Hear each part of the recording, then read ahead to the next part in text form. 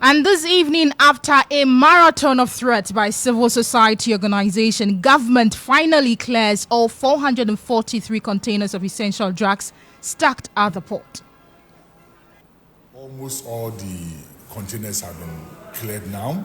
So technically speaking, the minister's 2-week deadline has been met, except that they now have to convey.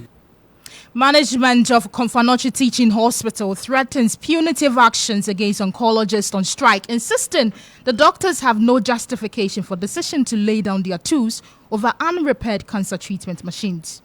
When the strike hadn't even started, the news of the strike alone made us very anxious. And you decide to withdraw your services totally for those who are not on radiotherapy to suffer. It's not fair. We've tried to reason out with them a lot on this issue. Meanwhile, cancer patients remain stranded at their Confidential Teaching Hospital over the strike. Some of us are coming from Western region. We get here around 2 a.m. and we sleep outside to wait for doctors to be told that doctors are not at post. This is very worrying. Nurses and Midwives Trainees Association once again chases Health Ministry for release of allowance owed them as they accuse the ministry for not honouring its promise. And later, President Akufo-Addo holds crunch meeting with management of SNIT and Trades Union Congress over decision to sell 60% shares of some SNIT hotels to a Greek Minister Brian Echampo. Details of these stories and many more coming up shortly. Stay with me. Starr News is coming to you live on Ultimate 106.9 FM in Kumasi, Empire 102.7 FM in Takrady, Zeps 95.9 FM in Zebila, Nissim 100.1 FM in Lamshao, MyStar Radio in the USA, also live on Facebook on Starr 103.5 FM and on starfm.com.gh around the world. This is Starr 103.5 FM. Starr News. Informed, in depth, in touch.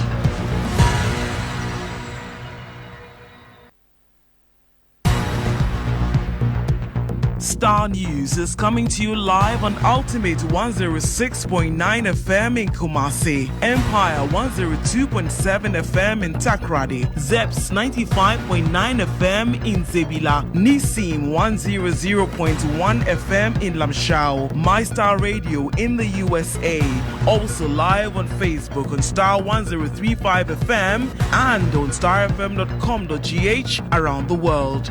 This is Starr 103.5 FM. Starr News. Informed, in depth, in touch. Well, many thanks for choosing us this evening. Tonight we go heavy on health issues because government has finally cleared all 443 containers of essential medical supplies stacked at the Tema port since May 2023. This follows several negotiations between government and civil society organizations. Well, it could be recalled that the minority in parliament threatened to join CSOs to demonstrate until all essential commodities donated by the Global Fund were cleared. The minority spokesperson on health, Kobna Mintakanda, questioned how an amount of $2 million allocated for the clearance of the supplies by the fund was used. The Drabusu MP further charged government to clear the containers regardless of the content, and since the supplies were based on a request from the government. He described the development as an intentional international embarrassment. It is quite disheartening to hear that foreign donors put huge sums of monies together and decide to give us grants. They buy commodities, drugs for Ghana.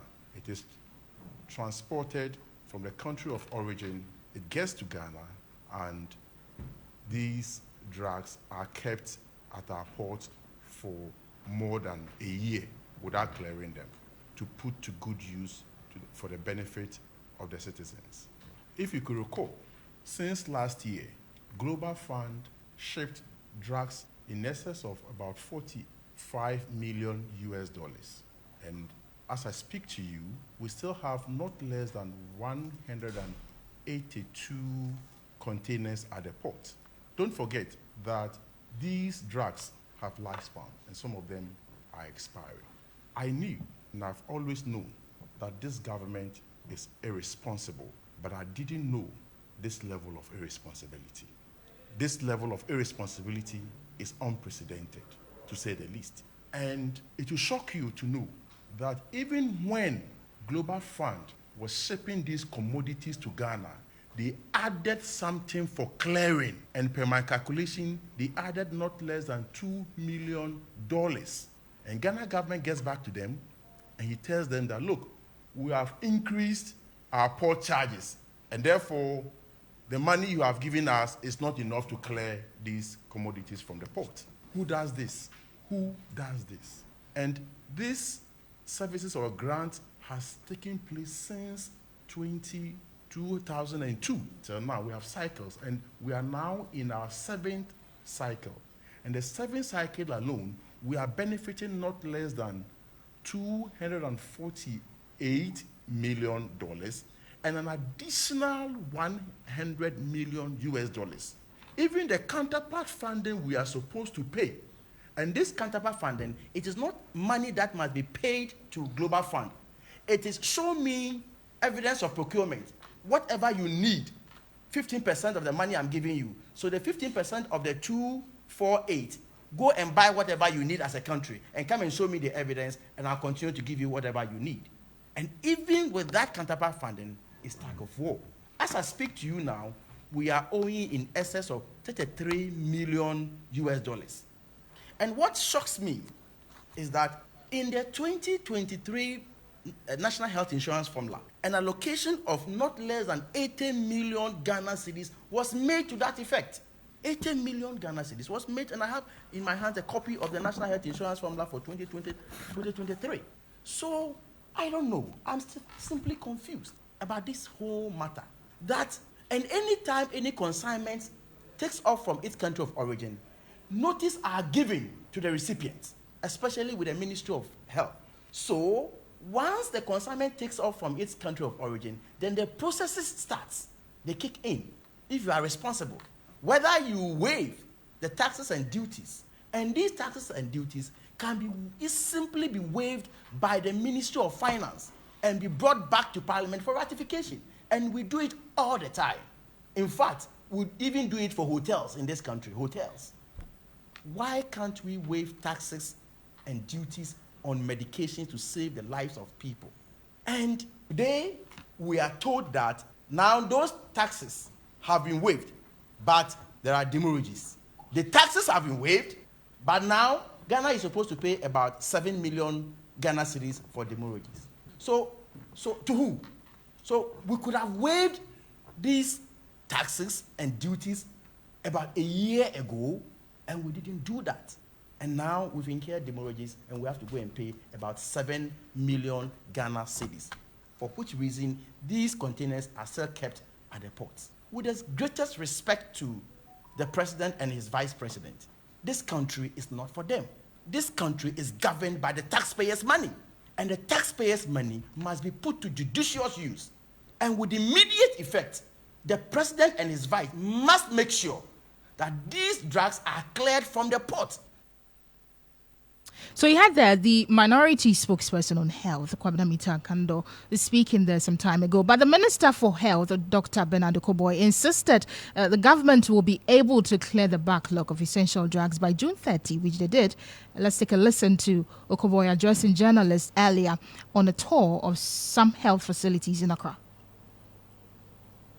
Well, one of the things I've learned in this short time is to stay on the focus. We came here to inspect the Lajana project to see how far it's progressing. All I can say is that with the commodities, the ministry has issued a statement. And the statement, I'm sure, is available for you to see. We are committed to getting the containers out. And for me, personally, irrespective of the bureaucracies involved with government and all that, I have given myself 2 weeks. 2 weeks. In 2 weeks, I myself will not be encouraged if there is 2 more or 1 more container left at the port. In fact, and this one you can take it from me, if by 2 weeks we still have containers at the port, you will not see me here. I'll be sitting right at the port. I'll sit at the port with them until everything comes out. We could have, I've said it somewhere, we could have handled it in a better way. But we don't want to go into the past. We want to make sure that going into the future, these things don't recur. I don't want to blame anybody, but I have said that there are two factors that accounted for what happened. One, the processes that we go through to clear containers. As a result of some exemption bills that have been put in place, there were new lines in terms of things that you have to do, like paying some third-party charges and all that. That was introduced, but it's still not an excuse. The second one is that the Ministry of Health must work closely, seamlessly with Ministry of Finance. I don't think it was excellent in the past. We put in place measures to make it seamless so that no Ghanaian will hear that something meant for Ghanaians is stuck at the core. And so please take a look at the release. It will give details of that are out, money that has been released by finance to pay, and some of the commitments we've given going forward. And let's keep to that schedule. You had there the Minister for Health, Dr. Bernard Okoboy, insisting that government will be able to clear the backlog of essential drugs by June 30, which he did. But acting chair, country coordinating mechanism of the Global Fund, Ernest Olsen, has disclosed exclusively to Starr News that almost all containers have been cleared, as declared by the minister. Yesterday, we went to the Central Medical Stores and the IHS, that's the Imperial Health Sciences. These are the two warehouses that are receiving the cleared commodities. So the information we have is that almost all the containers have been cleared now. So technically speaking, the minister's 2-week deadline has been met, except that they now have to convey the containers from the ports to the warehouses. That is where the challenge is, because the Central Medical Stores warehouse can take a maximum of 16 containers a day. So that is what they are doing now. They are scheduling the deliveries, but then all the commodities have been released by GRA, and so they are being transported. So are you saying that all processes have been met, and as we speak, if we go to where the containers are being kept, we will not see any containers there? Yes, so there are two locations where the containers are originally kept, and then when they are being prepared for transportation, where they are also being kept.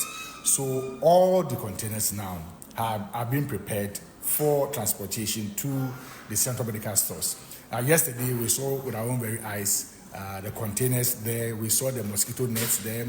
We went to IHS. The medicines have also been delivered. They show us records of all of that. So, technically speaking, that 2-week deadline has been met. So you had the acting chair, country coordinating mechanism of the Global Fund, and also a convener of the coalition of CSOs in HIV/AIDS, tuberculosis and malaria, Ernest Olsen there. But he joins me on phone for more to understand what more they expect from government. But Austin, thank you for making time to speak with us. How do you feel about the fact that these drugs has been there for a very long time and now it's been finally released? How do you feel about it? Okay, thank you very much, and a very good evening to your listeners. It's one of relief that finally we are getting to the point where all the commodities are out, and some are awaiting transportation from the port to the the warehouses, so that they will then be dispatched to the various regional medical stores across the country. So one of relief. At the same time, I'm also asking myself, how did we get here? So it's mixed feeling for me. Why did we even have to agitate before commodities as essential as this, will be released from the port? So it's one of mixed feeling, but more to the side of relief that finally the commodities are out. Okay, for purposes of education, can you run us through the exact drugs that are in these containers? Okay, so at a very general level, these are antiretroviral for AIDS treatment, and then other medicines for TB, and then medicines for malaria, and then also the bed net. in general terms, these are the commodities that were there, but they were actually being cleared on a very ad hoc basis. So as and when we agitated, some were cleared and the rest remained at the port. Until now that there's been that general permit for all the containers to come out. So basically, the HIV and TB ones have already come out. So the ones that are being cleared now are the dead net. Okay, so the HIV ones that were cleared earlier, I mean, are you concerned about the shelf lives of these drugs, considering the fact that they've been at the port for a very long time? Yes, yesterday we visited the warehouse where the medicines were first taken, and so from their records, FDA was there to check the wholesomeness of the medicines, and they got pass marks for all of them. So the one that is still outstanding, we saw one of the malaria medicines which is still outstanding. So they are awaiting FDA to come back with their feedback, so they will know whether to also send that one or not. But all the ones that FDA has so far certified, they have already dispatched them to the various regional medical stores. Okay, before I let you go, I mean, with your expertise, would you suggest any measure or reforms that you think can be adopted to prevent such delays from happening in the future?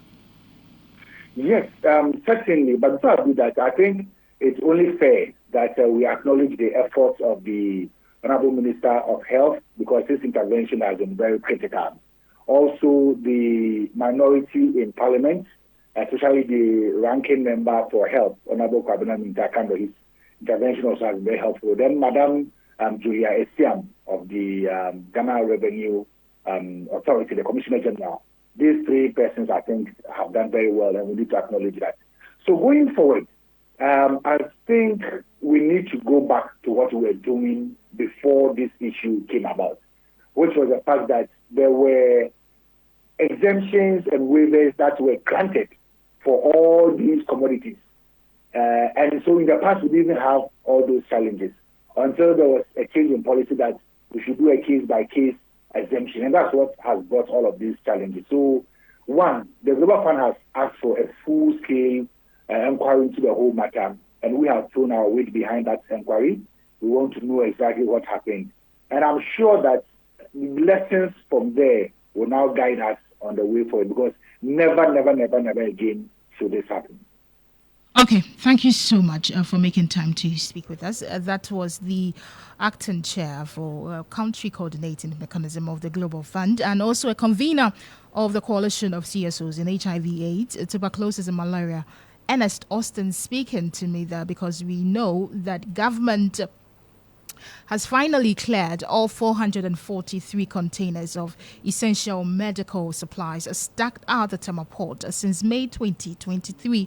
This follows several negotiations between government and civil society organizations. Well, you could recall that the minority in parliament threatened to join CSOs to demonstrate till all essential commodities donated by the Global Fund were cleared. The minority spokesperson on health, Kwabena Mintakando, questioned an amount of how $2 million was allocated for the clearance of the supplies have been used. The Jobosu MP further charged government to clear the containers regardless of the content, and says the supplies were based on a request from government. He also described the development as an international embarrassment. But let's go over the phone line and speak with the PRO of the Health Ministry, Isaac Ofer, on this development. Hello, sir. Thank you for making time to speak with us on Starr today. Government has finally cleared the containers at the port. Can you tell us what the distribution plan is? I would want to suggest that we get a communication, because we'll issue a communication to that effect when we are done with the clearance, and there is already a laid down distribution plan already. That will normally follow after the clearance of the goods. We hand them over to the that are supposed to work on them. And so we would confirm the clearance with a statement, and then we take it up from there. When you say you confirm the clearance, because we have Austin on record saying that it's been cleared, so if you're yet to confirm the clearance, does that mean you are not aware of the situation? You said you heard from Austin. Yes, we spoke to Austin. We just played his bite before we spoke to you. How many containers were cleared? How many containers did you say were cleared, and how many thereof left? So I will get back to you with a statement to confirm the clearance of the commodities at the port. Okay, but before you go, I mean, this situation had attracted a lot of back and forth, considering the fact that it was delayed. As the ministry, are we sure that this incident will not occur in the future again? We have already communicated that these particular commodities came with a lot of issues already, and that we will not allow that situation to happen again. We've already indicated that in all our statement that we've issued. I will still stand by that. We will not allow those to happen again. Okay. All right. Thank you so much. That was the PRO of the Health Ministry, Isaac Ofer, speaking to me. They're confirming, he says that he's going to confirm the clearance of the containers and they're going to issue communique on the distribution plan. He's also assuring that this incident of people going back and forth with government considering the delay in release of these drugs will not occur again. But you're listening to Starr Today here on Starr 103.5 FM.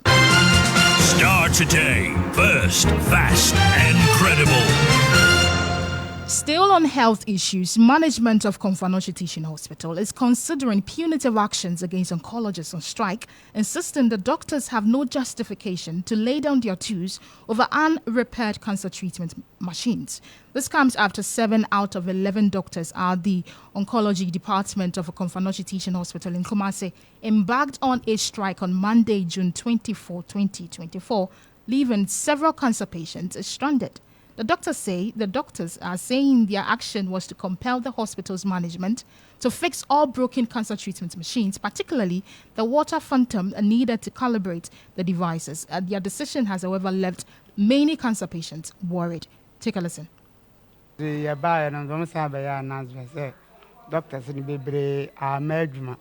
Some of us are coming from Western region. We get here around 2 a.m. and we sleep outside to wait for the doctors to be told that doctors are not at post. This is very worrying.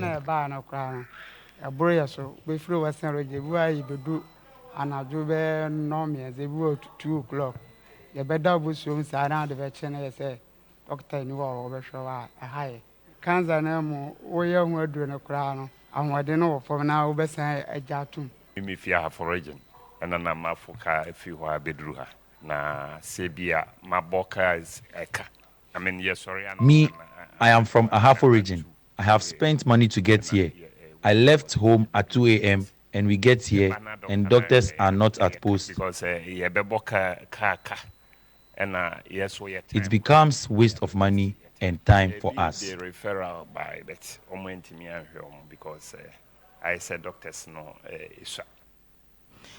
So that's where some stranded patient speaking to my colleague Isaac Bejako there. But Deputy Medical Director of the hospital, Dr. Yao Parilabi, described the strike as regrettably needless. According to him, management had fulfilled all necessary procurement procedures to replace the broken equipment at the oncology department. Was speaking to Starr News, Dr. Pari said that he was disappointed that the doctors who were fully aware of the measures taken by management still chose to go on strike. This phantom is not manufactured in Ghana or anywhere in Africa. It's something that you place an order for. So, and because it costs so much money, you will need banks to communicate with each other. So the product we know is coming from the US. However, the company who we are dealing with is in Bulgaria. So our banks here have to talk to the banks in Bulgaria. So you know these issues of letters of credit. Okay, so in effect, it's about the banks agreeing that when the thing is delivered, we will also pay you the money. This has taken some time because some of the banks, the bank in Bulgaria, has to work through what we call intermediary banks. So all these things take time to process. So actually, when they first threatened to go on strike, they presented what they call a roadmap. And I and another colleague engaged them and told them about the processes. And not only us, their own directorate management team had been informing them of all these letters of credit that had been going. And it takes time for these things to be done. So after a couple of meetings with them, they decided, initially they said they were going to go on strike on the 17th.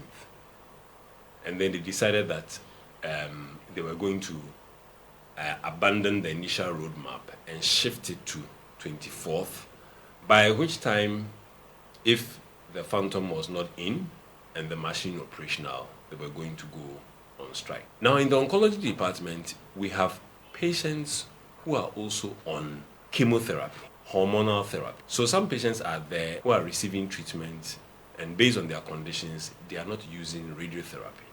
So we actually told them that, why would you want the other patients who do not use radiotherapy to suffer because the radiotherapy machine is not working? Because I believe that if someone is on chemotherapy or on any treatment that involves injecting medication to treat their cancer, and the radiotherapy machine is not working, and you decide to withdraw your services totally for those who are not on radiotherapy to suffer, it's not fair. We've tried to reason out with them a lot on this issue. So what happened was that on several interactions with the doctors, we told them that you don't have to be rigid with the timelines, because transporting anything from another continent to another takes time. Not only the physical transportation, but also the documentation and communication that goes on before the product is put on an airplane and flown to Ghana. So you had the Deputy Medical Director of the Konfanochi Teaching Hospital, Dr. Yao Opare Labi there. But let's go over the phone line and speak to our Ashanti Regional Correspondent, Isaac Bediako. Isaac. Hello now. It's Dede. Anyway, you have been at the hospital the entire day. How dire is the situation for cancer patients there? Well, I must say that at the moment the situation is becoming dire because, one, the doctor to patient ratio has been affected. And so the few doctors who are managing the situation are overstretched. I mean, currently it's only the consultants who are working. And there are three of them there. And so they are overwhelmed by the situation. So the final decision that the hospital management at the moment has taken after an emergency meeting this evening, the meeting ended a few minutes ago. The conclusion is that they are going to draft a letter to the striking doctors this evening to report to work tomorrow by 8 a.m. If they fail to report to work by 8 a.m. tomorrow, management department, that is the oncology department management, are involved in all these negotiations. And the information I have had with some of the doctors is that yes, their management has put them in the know, but they do not trust the hospital management. Then I asked them, but they see everything conversation, you have not been kept in dark. They confirm that yes, that they are also aware of that, but they don't trust the management. And so that is the situation at the moment. So it is not like management has hide anything to them. They are in the know, and they have trust issues with management. And when you speak to management, they also tell you that there are procurement laws that they have to obey. Unlike government other facilities, like PWD, for instance, if they are the same procurement protocols that they have to observe, that is the same protocols that health facilities the essential service providers also have to obey. And so they are even calling for amendments on the procurement laws, particularly with the essential service providers, so that when they need to, procure medical equipment, they can speed it up. But they also have to follow the same procedure, and it's affecting their emergency service providers care. So that is what they are also saying about the situation. Okay, so the letter they drafted to give to these doctors, giving them up to tomorrow 8 a.m. to report, are there actions they are going to put in place for people who are going to flout that rule? In fact, when I spoke to my source within management, they told me that they have just finished the meeting, and that is the conclusion of the meeting that they held this today, that they are going to send them letter this evening for them to report to work tomorrow exactly by 8 a.m. Any doctor who refuses to report to work, then they will go ahead and take the necessary action against that doctor, because they think that it is just a deliberate attempt to frustrate management, because every proof of evidence on efforts that they are putting in place to procure the broken parts of the phantom has been proven. So they have no reason to embark on strike on this. And that is why, and after their meeting, their conclusion is that the doctors must report to work tomorrow. Okay. Thank you so much, Isaac Bediako. That was our Ashanti regional correspondent speaking to us, giving us an update on the strike of the oncologist in a Konfanochi Teaching Hospital. You're still listening to Starr today here on Starr 103.5 FM. Starr Today. First, fast, and credible. The Ghana Nurse and Midwife Trainees Association is accusing the Health Ministry of failing to honor its promise to fully pay members a nursing training allowances by May 23 this year. The group is demanding an immediate release of allowance, and you will recall that Vice President Dr. Bawumia on May 14, 2024 announced that an amount of 177 million cedis will be disbursed for the payment of the outstanding nursing training allowances, which was fully honored by government. While the trainees say delay to clear outstanding arrears is unacceptable and warrants immediate attention. Here, excerpt of a statement by the Nurses and Midwives Association. In light of the recent developments concerning the trainee nurses and midwives allowances, the Ghana Nurse Midwife Trainees Association, GNMTA, wishes to acknowledge the part payments made to some members of our association. Specifically, first, second, and third year trainees have received allowances for 5, 6 and 5 months respectively. However, it is with great concern that we bring to the public's attention and that of the Ministry of Health, the government and all relevant stakeholders that the promised payment schedule has not been fully honored. As stated by the Honorable Minister of Health, the 2022 batch was scheduled to receive their arrears on May 23, followed by the 2023 and other batches.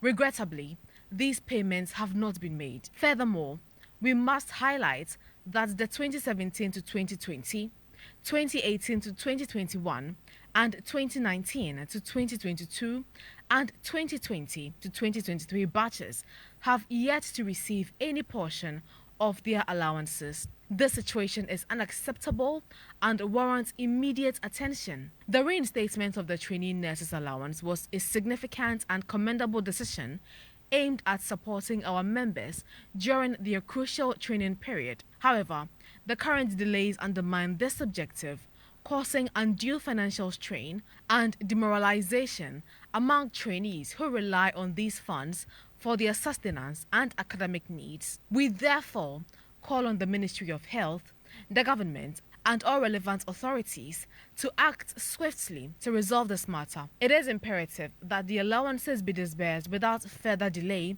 to fulfill the purpose for which they were reinstated.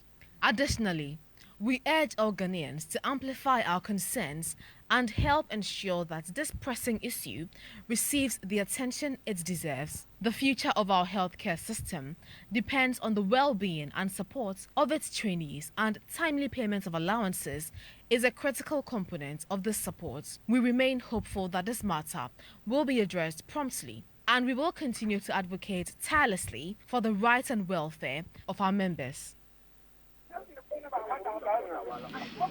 Right, so we are joined on the phone by the president of Nurses and Midwives Trainees Association, Pascal Edumbisa, joins us on phone. Pascal, good evening and thank you for making time to speak with us. Good evening, madam. You are calling out government for failing to fulfill a promise. Why do you describe the delay as unacceptable? Thank you so much, madam. When you look at the delay in the areas for trainee nurses and midwives, it has been something that has been there for long. And if you look at the badges I've stated in the release, starting from 2017, those who completed in 2020 up till date. And if we're talking about patients of people, I think the trainee nurses and midwives across the length and breadth of this country have been people who are so patient. If not, we wouldn't have gotten here. Because we have they're in areas about 30 months, 26 months, 15 months, 16 months, 9 months. These are people that are being old like this. We've had a lot of engagement right from last year since we assumed office as national executives. We had a lot of engagement with the Ministry of Health, stakeholders. We always had the assurance that they will be paid, the trainee nurses and midwives will be paid. We had a meeting of which they assured us that the payment will be made. That was in December. That was for 7 months. Out of the 7 months, only 2 months was paid. In April, the Vice President also made a promise that there was an amount of 177 million Ghana cedis that was released from the Ministry of Finance to Controller General Department to be disbursed to gifts, which will be transferred to the trainee nurses and midwives. As we speak now, it's only the first years who have received 5 months, second years who have received 6 months, third years who have received 5 months. But as said by the Honorable Minister, that 23rd of May, the 2022 batch was supposed to receive some arrears. 2019 batch is supposed to also receive some arrears. As I speak now, those batches have not received any of the arrears till now. Right, so the 177 million that was disbursed, can you tell us which batch received that amount? That's exactly what I said. I said that the first year they received 5 months. The first year, okay. Yes, the first year to receive 5 months. The second year to receive 6 months. And the third year to receive 5 months. Okay. Right. Yes, so, but students who have completed, like those who just finished their rotation, that is the 2019 batch who completed in 2022, have not received. The 2023 batch who are to start their rotation have not received. 2017 batch who completed in 2020 have not also received any area. Okay. Okay. So beyond the press release, you stating you asking government to hold on to their end of the bargain. What is your next move beyond the press release? Okay, thank you so much. As we were saying, we are calling on government, but that is not at the end of it. We hope that our stakeholders and government, they will listen to us. As I said, we are trainee nurses and midwives, and we are being patient over this matter, but I think that our patience has a gauge. So after the press release, should government not listen to us, or should the Ministry of Health not pay heed to us, I think that we would hit the media on this, and we will also, after hitting the media, we will declare our next line of action after hitting the media over the issue. Okay. All right. Thank you so much for making time to speak with us. That was the president of Nurses and Midwives Trainees Association, Pascal Edumbisa, is speaking to me on the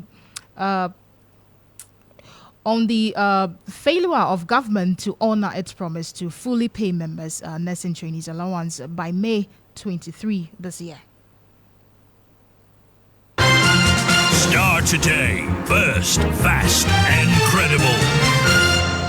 Away from health issues, the majority leader, Alexander Afenyo-Markins, has once again slammed the minority over what he terms inconsistencies on the part of the NDC MPs regarding the free SHS bill.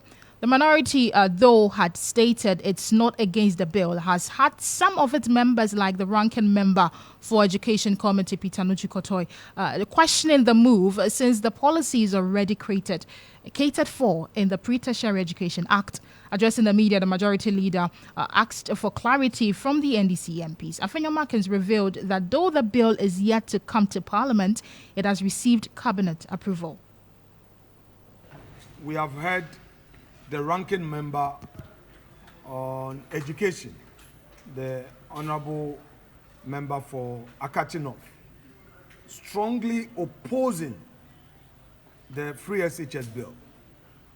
Clearly, the NDC minority does not want to commit itself to free SHS. And the fact that we want to enact a law to make it mandatory, we have stated time with that number, that those provisions in the Constitution that talk about free SHS are very aspirational. They are aspirational provisions. So the way to go is to enact a law to regulate the free SHS policy, which is currently in operation. The NDC is opposed to this, and they have spoken through their ranking member. We want them to tell Ghanaians whether free SHS is not their priority as a responsible opposition. The bill has received an executive approval, and the Minister of Education is going to ferry the bill through to Parliament. We are ready, and that is why, as part of the engagement process, we engage them, but they are adamant. The NDC is not ready for the free SHS bill. It's clear. And their spokesperson on education has been very loud. The last time I tried to tease the matter out on the floor, he avoided a response. He stayed clear of it, and he was not ready to commit himself. So we know that in Parliament, the caucus speaks through its spokespersons, and he is the ranking member on education. He is the NDC spokesperson on education. That's a member for Akachi North. And he says he's opposed to the free SHS bill because there is some provision in the Constitution. They should tell us why they are opposed to the bill.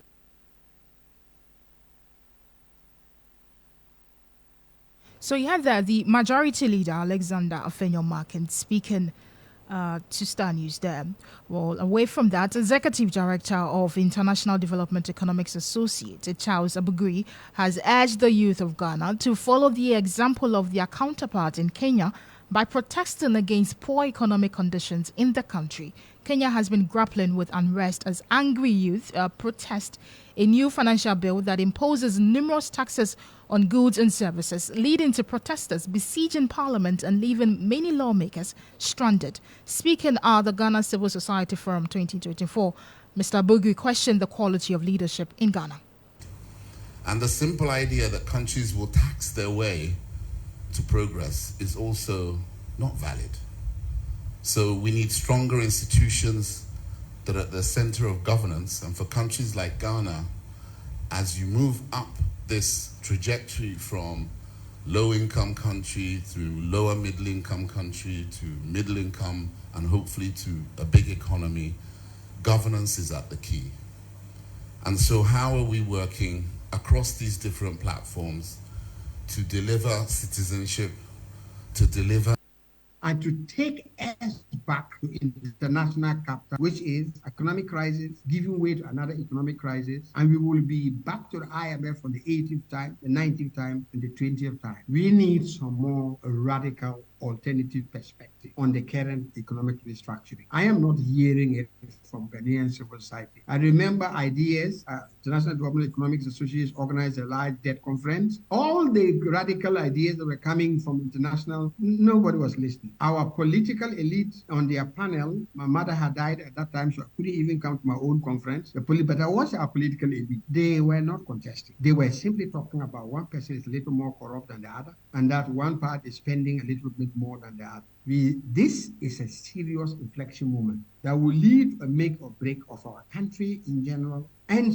the survival of many poor people. That's my second inflection moment. There are a few more, but I do not have the time to do it. For sustainability, I do think the main important thing is for society to see civil society organizations as mobilized, addressing society-wide issues, connecting the dots, not only to the urban elites organizations, but also rural organizations, forming new ways of mobilizing. getting them their voices visible in the times that matter. We have been shown a way by the Kenyan generation Z. They protested as bad as the Ghanaian taxation. They went on the streets by their own. They are still fighting. They are organized, Occupy Parliament. They have been consistent. The Ghanaian generation Z are also quite capable, only if they acted as citizens, not idiots. And that we are collectively recognizing that unless the country as a whole progresses,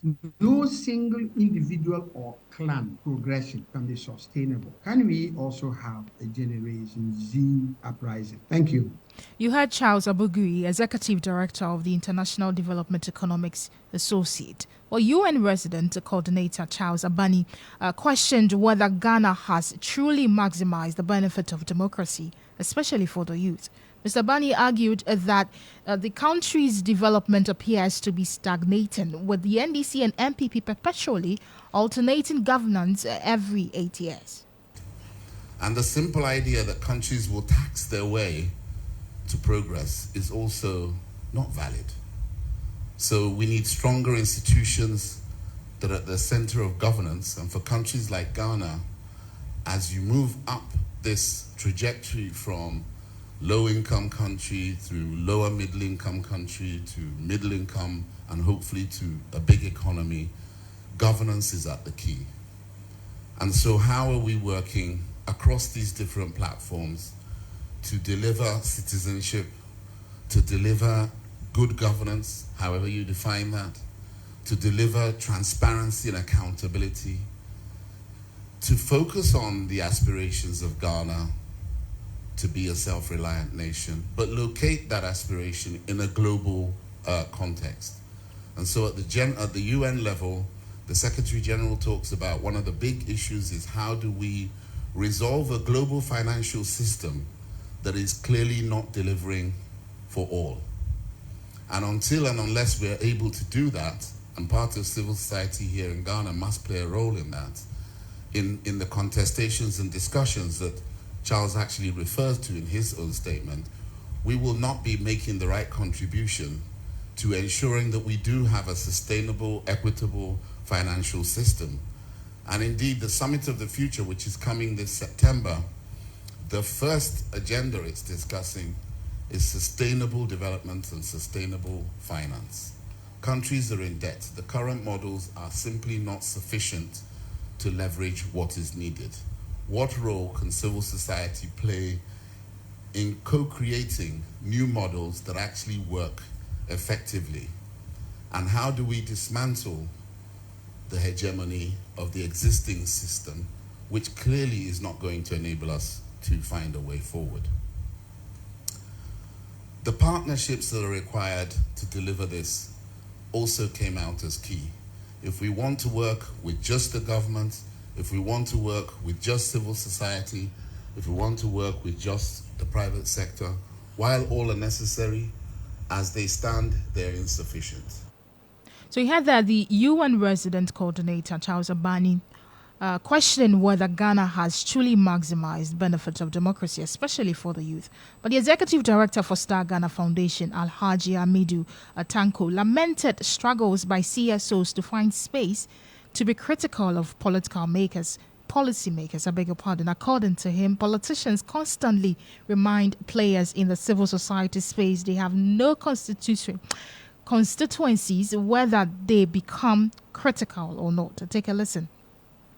How do we respond collectively to not just the problems, but also the opportunities that are arising from what is happening within the space?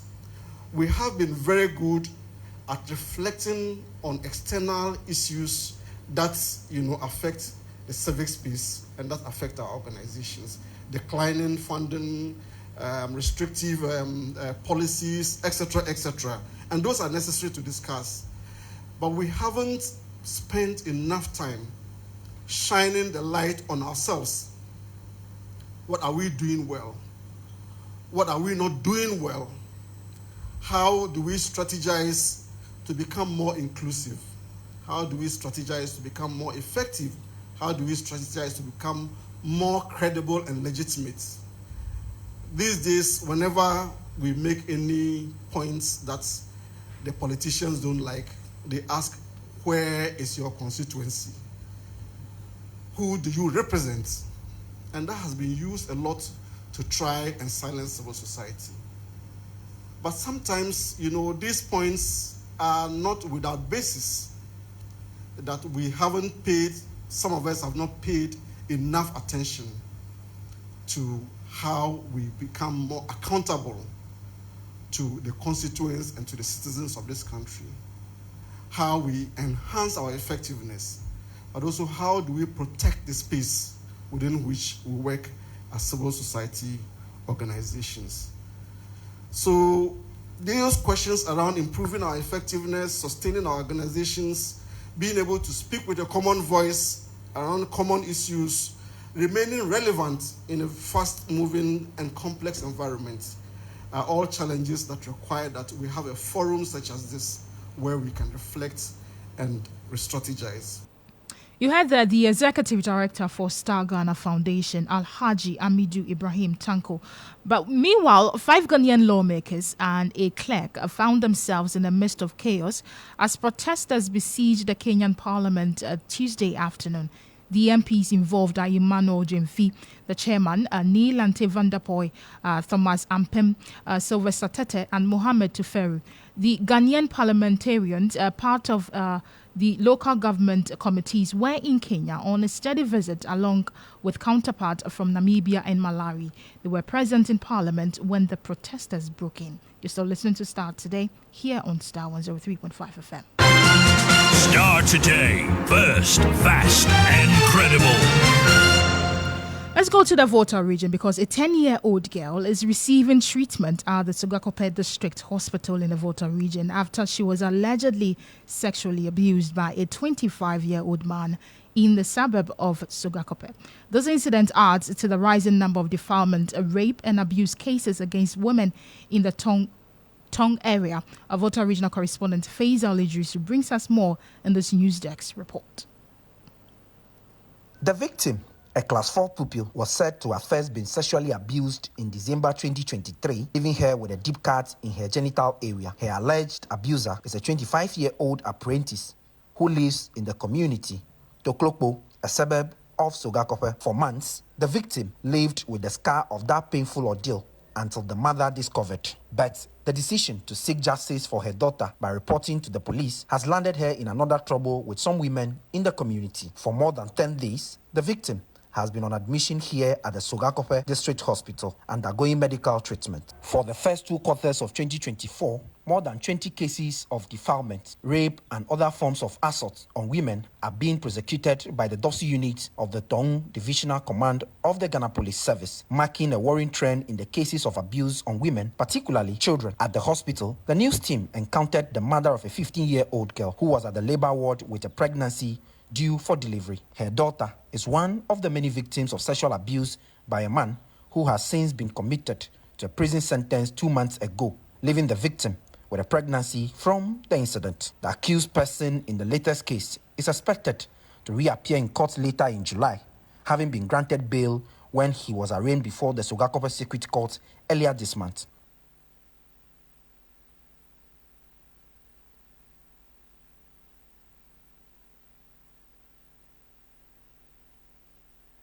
Starr Today, first, fast, and credible.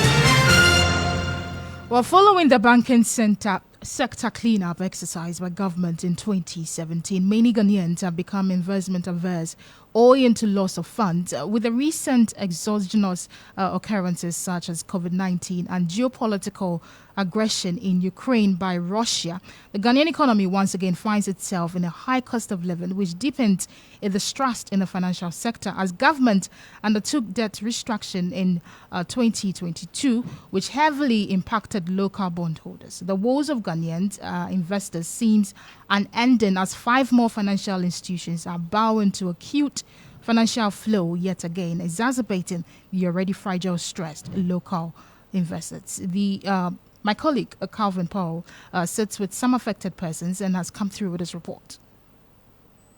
Our nation will work when the marginalized and vulnerable are catered for and treated with respect. Our elderly people will be recognized for their roles in building Ghana and assured of care in the dusk of their lives.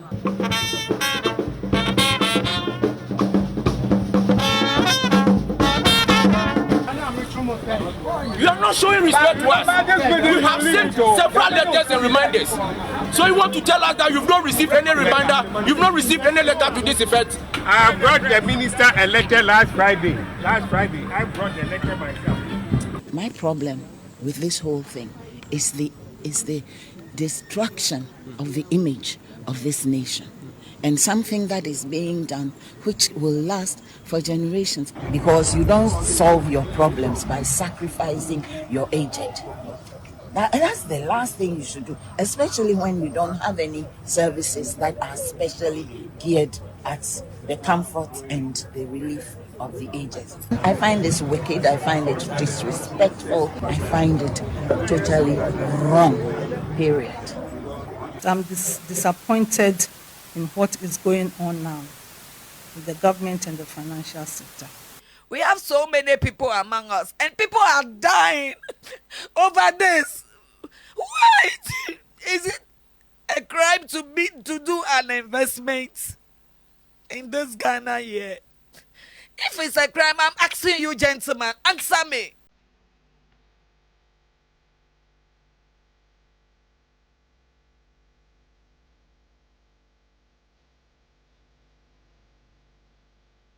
Retirement is often envisioned as a time to relax, enjoy the fruits of decades of hard work, and bask in the company of loved ones. However, for many in Ghana, the reality is far from this ideal. Those who fail to plan for their retirement face significant hardships, but even those who diligently saved and invested are now finding themselves in a similar predicament. Unfortunately, the Domestic Debt Exchange Program, aimed at restructuring Ghana's debt, has led to the freezing and restructuring of domestic bonds. This has caused immense distress for bondholders, particularly retirees who rely on these investments for their livelihood.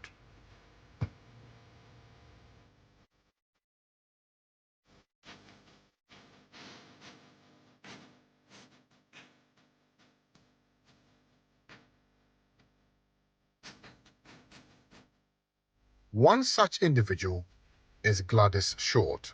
At 72, she is dealing with multiple health conditions and is in dire straits. Despite her careful planning and investing in financial institutions to secure her pension, old age has not been kind to her. Besides struggling to find funds to take care of her health, she drags herself to the streets to protest. Recently, they said people over 70 can go to the hospitals and register free on the national health insurance and use it at the hospital. But when you take your national health to the hospital, it doesn't cover anything. Maybe the registration fee, that's all. But right now, I'm due to go for a medical review. But I haven't been able to go, because when I go, by all means, the doctor is going to ask you to do some tests, maybe do some x-ray, and it's not possible. As I'm sitting down now, it's difficult for me to raise my right shoulder. But I've not been to see the doctor. My whole right side is hurting. How am I going to do it? I just want my money. I invested so that when I retire, I'll have money to live my life comfortably. Now I've retired. I'm sitting at home and I don't have the money is not available. Human beings who have toiled, who have worked and saved for their retirement in their old age should be treated like this. It's not fair at all. She is disappointed that Nana Akufo-Addo has failed to honor his promise of ensuring that the elderly are taken care of in the dusk of their lives. Another affected individual is Georgina Ajutengi, a 53-year-old petty trader who painstakingly saved money from her business and invested in NDK Financial Services for many years. She had her future figured out, but now, with just 7 years to retirement, she is worried. about how she will survive. Georgina has developed a spinal problem, and funding her treatment has become a major concern. That is my child. Oh. I didn't went and still. Oh. I didn't do any government work. Oh. I do a pampemu store. And now, my spine. And now, I'm sick. No, that bank have been registered. If they couldn't pay me, Bank of Ghana or government will come in and pay us. Feeling pain every day, crying. I mean, I don't even know how to put it. Sometimes food to eat. If you give it to dog, they won't eat it. If you give it to their dogs, they will never eat it. Why should that be? Common prescription they've given to me from last month. Last month, I couldn't buy it. And this arthritis, they asked me to go to Kolebu orthopedic. If I'm coming, I should bring 3,000. Where am I going to get it from? Where am I going to get that 3,000 from? On Wednesday, March 27, 2024, members of the Locked Up Investment Holders Forum, whose monies had been locked up for over 4 years in distressed financial institutions such as NDK Financial Services, SDC Financial Services, SIC Savings and Loans, and Bond Savings and Loans, staged a protest against the Ministry of Finance and the Bank of Ghana.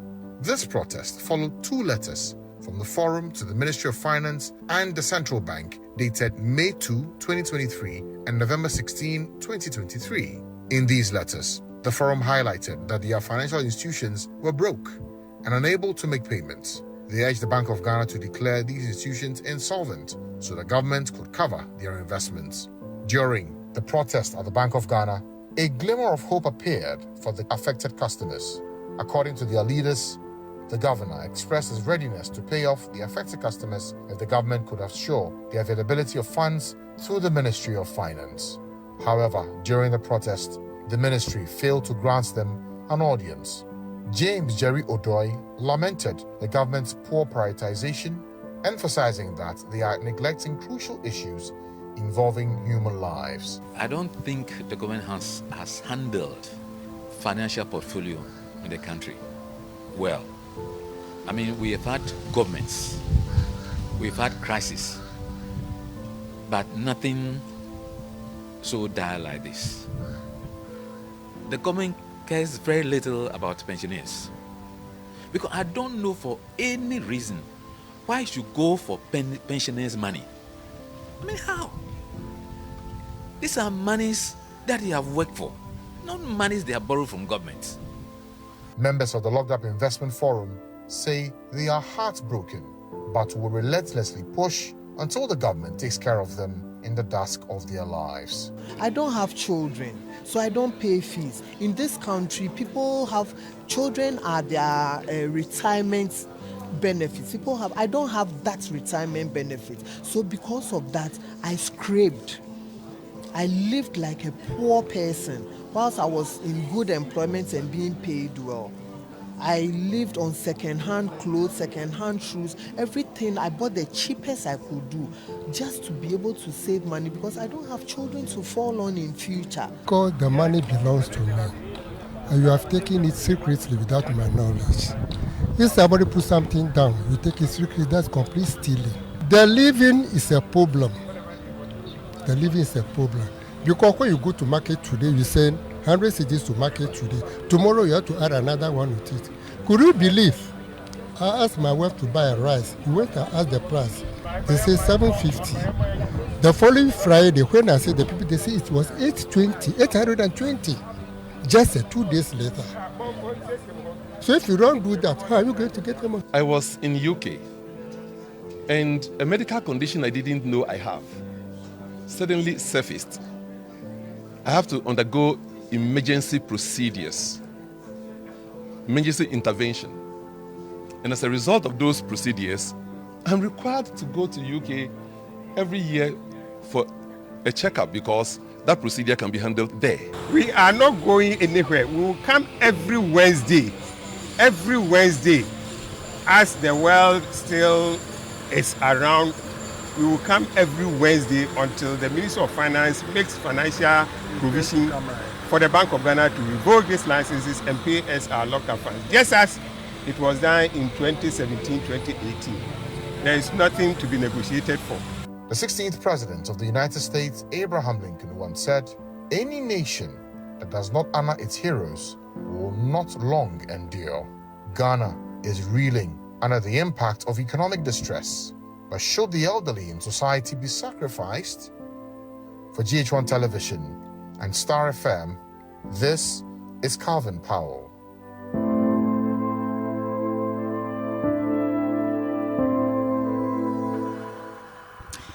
Well, you're still listening to Star today here on Star 103.5 FM. Let's do some business stories now. Chief Executive Officer of the Chamber of Construction, Emmanuel Cherry, has revealed most road contracts in the country would have their prices go up after President Akufo-Addo announced the imminent resumption of many of Ghana's stalled projects, crediting this progress to successful debt restructuring negotiations. Despite commending government, Emmanuel Cherry says the stalled project will need some price variation to be completed successfully. Sincerely, contractors are not happy because most of them have, packed their equipment from site. Most of them have laid off workers. It has created a lot of unemployment as long as the employment sector is so much concerned. So therefore, if today there is an injection of capital into the sector, it's a plus to all of us. But as we see, the government indebted contractors over 16 billion Ghana cedis. So therefore, we are expecting government to make conscious efforts to make sure that it clear those on the table as we add on accordingly. Because immediate contractors move to site, automatically you are expecting an addition because we are going to work, raise certificate, expecting government to pay. So therefore, we applaud him, but he should make conscious efforts to make sure that the monies are dedicated so that immediate contractors raise certificate, quickly they are paid according to the contractual terms. In the contractual documents, there are fluctuation clauses in there. And in as much as governments has defaulted in this, automatically most of the contract need to be repackaged. And then to invoke those particular provisions in the contract. So the contract you foreseen that some time ago supposed to have been 100 million or 10 million, 20 million is no longer going to be the same because the inflation has affected all the aspects of the service sector, the manufacturing sector. You know, the goods and services have skyrocketed. Cement prices today is not the same. Iron rod prices are not the same. So automatically, most of the project definitely need to be repackaged, and then the prices will be a little bit upwards as expected. Meanwhile, private legal practitioner Kwame Jantua is urging government to channel the available funds into projects that will generate income for the country. According to him, settling our debt as a country should be our priority. The president has only, 6 months to go? Yeah. Huh? More or less. He has more or less 6 months to go. Huh? Really and truly, what is his beef? What is his beef? Rather, we should be looking at how do we come 2025, 2026, 2027, 2028, when we start paying these our debts, how are we going to be able to pay? It's not doing infrastructure projects. Yes, that needs to be done.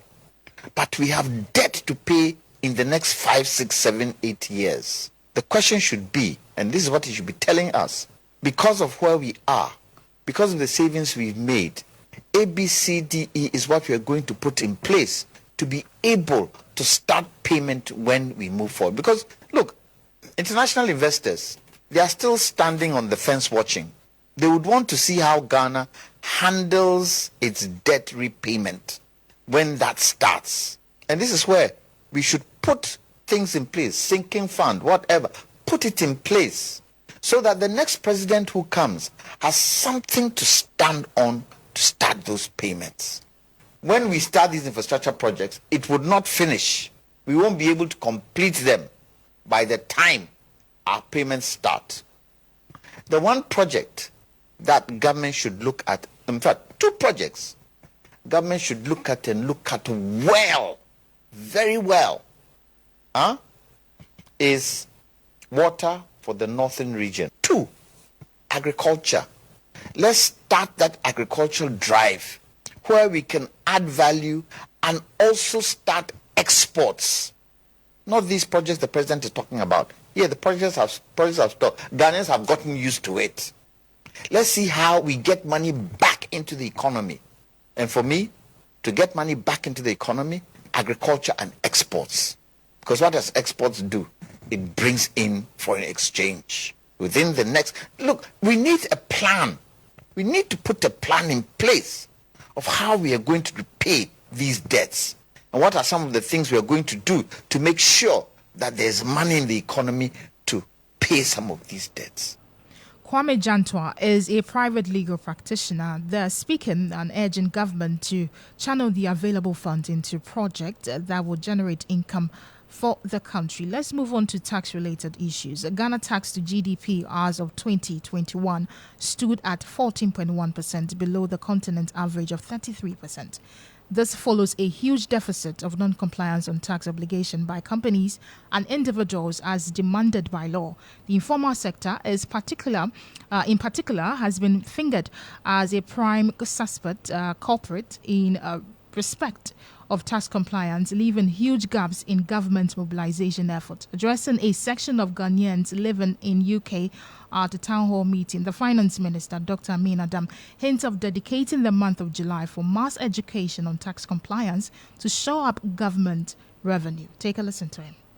So on tax compliance, I already mentioned one of the measures we are putting in place to improve tax compliance. That is the faceless assessment. Faceless assessment. We're also trying to simplify the tax filing system, because we think that people are not filing their taxes, and it is because it is not easy. It's complex. You even go to tax collectors to file your tax system, and you are frustrated. There is no education on where people even go, and so we are digitalizing also the tax filing, the filing of your returns, so that you can sit in your room and file your tax returns. That's another way of improving compliance. But also, we've noticed that people do not understand our tax system generally. And some people have differential levels of understanding. And so we have decided that we will have to do mass education on our tax system. This July, I have set it aside as the tax education month. In other words, tax sensitization month, July, every July. I'm going to lead the entire tax staff of our country to the field, moving from company to company, from market to market, to educate people on our tax system and what steps people need to take to pay their taxes, what steps people need to take to file their tax returns. But above all, we have decided as part of the education to mount billboards across the country, showing the people what their taxes are being used for. Finance Minister Dr. Amin Adam speaking to some Ghanaians living in the UK during a town hall meeting. Let's move on to the Ashanti region. Still on business, the combined Kejetia Traders Association has issued a 2-week ultimatum to government to dismiss the market manager, Edmund Kofi, over allegations of mismanagement. The group claims that the manager is attempting to disrupt the traders' operation for his personal gain, accusing Kofi Dufo of unlawfully selling pavement, leading to overcrowding in the market and negatively impacting business activities. Addressing the press briefing in Kumasi, the secretary of a combined Kejetia Traders Association, Ruben Amem, has given authorities 2 weeks to address their grievances, threatening further action. Take a listen. There are a few questions we used to ask the managing director before we give our final declaration on our stance on him. So we asked the managing director, what happened to the external audit being conducted by external auditors sent from KMA to audit the company about a year ago? We want to know about that audit report. Where is the internal audit conducted by KCMA into, among other items, locks that were fixed for shops and padlocks that were bought for company use? We asked the MD, who engineered the whole confusion about the 300,000 Ghana cedi that was supposed to be distributed to the fire victims, that today, as we speak, they do not have their money. Mr. MD, are you satisfied with the way you are handling this market? Especially when, as we speak today, fire service has vacated this market and no provision whatsoever was made to them to even keep a skeletal staff of the fire service in the market. So today, if anything about the fire should happen in this market, we will have to call them to come in just as any ordinary person will be calling the fire service to come in here. We asked the managing director, how well has he managed maintenance issues in this market when today KJTR is gradually getting closer to a point where the whole market will have to be shut down for maintenance purposes? How well has he managed it? In the light of all this, the combined traders executives had a meeting and we took a single resolution, and this resolution we will stand by it whatsoever. The resolution today, as we speak, is that we cannot continue to work with Mr. Kofi Dufour in this market. Authorities can decide to bring anybody else to become the managing director, but for Mr. Kofi Dufour. And if authorities care, they could decide not to listen to us. They could decide not to heed to the cause. In a week or two, if you realize action has not been taken on this, we will advise ourselves, and going forward, whatever we decide to do with him as a managing director, nobody should blame us. Well, Reuben Ame also expressed concern about the neglected section of the market that was damaged by a fire in March last year, urging authorities to intervene promptly.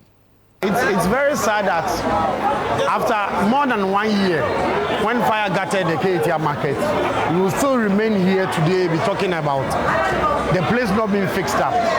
All we are trying to tell government is that we are in election year. We do not want to get to December when we have any confrontation with them, or to get to a point in time, even when they want to come to the market, come and talk to traders, we will be resisting it. Government should just talk to the contractor to move back to site and restore the 54 shops. Because the people are staying in the house, they are not doing anything. They've not been giving any spaces around to even sell bits and pieces. And it's like everybody has forgotten about them. Nobody is talking about their issues, and nobody seems to care. At this point in time, all we are telling government is that get to the ground and get the 54 shops fixed back. That's what we are asking for. Frankly speaking, it's really affecting business. If you look at this whole enclave, because there are bench shops here, and a lot of people feel there are bench shops here, almost all the shops here, they don't do any sales. People come to the shop, sit aloof, and the whole day they don't sell anything, they have to go home. Even those of us who are not affected, who are a bit far away, we go as far as 2 months and we don't make a single sale. So it's really affecting patronage of this place. Because anytime anybody's coming, they realize, oh, the place is burnt, nobody's there. They feel, oh, other place, nobody's there. So it's affecting the whole of the extension place, both first floor and second floor. It's affecting us really much. So we heard that the Secretary of Combined KJTR Traders Association, Reuben Ame. You're still listening to Starr today here on Starr 103.5 FM. It's time for sport, and Benjamin Yamwa is in the studio with the very latest. Benjamin. Thank you very much. And in sports, now Ghana's Sports Minister Mustafa Usif has assured Parliament every penny spent during the recently held All-African Games will be duly accounted for. Now the Sports Minister made a statement on the floor of Ghana's Parliament when he was quizzed by members of the minority in Parliament. There is Money's report by my colleague Monica Bukari. The vow from the Yagaba Kubori MP followed accountability demands from some minority members following her statement on the All-African Games in Parliament today. The minister, in his statement, lauded the athletes and the local organizing committee for flying the flag of Ghana high during the games held in Ghana for the first time in March. But minority MPs, such as the ranking member for the Youth and Sports Committee, Komlamen Sanwoyome, Samuel Okujeto Ablakwa, among others, demanded answers for the over $240 million spent on the exercise for the organization of the Games in Accra. I have gone through the entire 15-page statement that the Honorable Minister has presented. There is no mention of how much this country has spent on the Games. This is the first time I'm seeing a report from a minister after Games to this House, after any tournament whatsoever, and we are not being told how much has been spent. What is the Honorable Minister concealing from this House? What is he hiding? Why can't we be told? Already, we have raised concerns about the huge expenditure, way beyond what this House approved. The majority members, including leader of the side, Alexander Afenyo-Markin, and MP for Adanse Asokwa, and Trades Minister K.T. Hammond, asked for the MDC MPs to acknowledge and celebrate the success chalked by the country, arguing there will be no other opportunities to make such demands. They have finished their work. Instead of commending, Mr. Speaker, instead of commending the minister for a good job done, you rather want to use the opportunity to critique and say things that are not factual. Mr. Speaker, Ghana has just won the bid to host the 2026 African Athletics Championship. Mr. Speaker, this would have to be seen by the minority leader. This would have to be commended. The sector minister called out the minority for failing to commend the athletes and the organizers for the successful event. Mustafa Yusuf then disclosed that at the appropriate time, monies spent will be accounted for. Mr. Speaker, to make it clear to all members here that as a minister, we will account for every CD. Every CD is going to be accounted for the games. And I just want you to know that the reason why this statement do not capture the financials is because you have ordered your ranking member to file a question. The question has been admitted by the Speaker of Parliament, and he has been referred to me, and I'm ready to come and respond. So that is why it wasn't captured. It is not that we are hiding anything. I want that clarity to be made, that every penny is going to be accounted for. Be rest assured. Meanwhile, the Ghana Olympic Committee, with its collaborators, the Program for Appropriate Technology in Health, has commenced a 6-month-long campaign on the need for regular physical exercise. The campaign, in collaboration with the Ghana Health Service, is geared towards reducing the effects of non-communicable diseases responsible for some 45% of deaths in the country. My colleague, Bakwesi Dadzi, and Ira Hitkot Fumado were at the lunch and came through with this report from Swami. It was a morning of energetic aerobics and endurance cardio training sessions in the Swami municipality when the Ghana Olympics Committee, the Ghana Health Service, and its collaborator, Program for Appropriate Technology in Health, PATH, marked the commencement of a 6-month-long activism against non-communicable diseases. The social and behavioral change campaign, which will be replicated in schools, religious organizations, and professional bodies, aims at engendering positive health attitudes towards regular physical exercise. It comes at a time the Ghana Health Service has increased its surveillance on non-communicable diseases, noted for causing some 45% of all deaths in the country. Currently, PATH Ghana is working with the International Olympic Committee to raise awareness on this program. And so from now till December 2025, we'll be supporting districts such as here to be doing such activities, creating advocacy and awareness around sports and health. We'll be doing education campaigns within schools, within our communities, giving health talks so that people understand the benefits of physical activity. Dr. Robert Yeboah fears this could exacerbate the already worrisome fatalities recorded from non-communicable diseases if urgent lifestyle changes are not adopted. Unfortunately, in Ghana, NCDs are rising by the day. It's becoming a source of concern. We are having a lot of mortality as a result of hypertension and the strokes and the like. Very often, we tend to limit ourselves to medications to control our conditions. But I want to all understand that physical activity can be a very important strategy so that we can control all these NCDs in country. And so we encourage everybody, make time today, let's all move. Keep Fit clubs that joined the exercise reiterated the need for communities to join the drive to keep healthy while preventing non-communicable diseases, including strokes, cancers, hypertension, and diabetes. And that's a report from Kumasi with Ivan together with my man Pakwisi on that beat. That should be it for our sports. Back to you, Dede, for the rest of the news. Thank you, Emmanuel. Benjamin, I beg your pardon for bringing us sports there. But before we go, we understand President Akufo-Addo is currently in a crunch meeting with management of SNIT and leadership of the Trades Union Congress over agitations regarding the sale of SNIT shares in some hotels to the Agric Minister Brian Ichampo. The move, which has caused an uproar over the past weeks, pushed some minority members and the general public to hold a demonstration against it. But ahead of today's meeting with the president, the labor unions, we understand, are expectant of total cancellation of the SNIT hotel sales. Starr today, first, fast, and credible.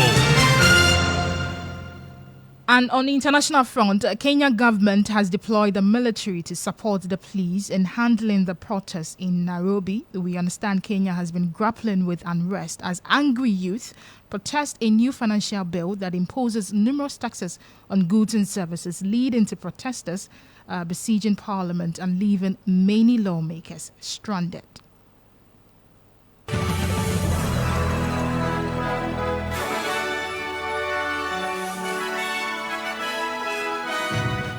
And this brings us to the end of Starr Today here on Starr 103.5 FM. Have a wonderful evening.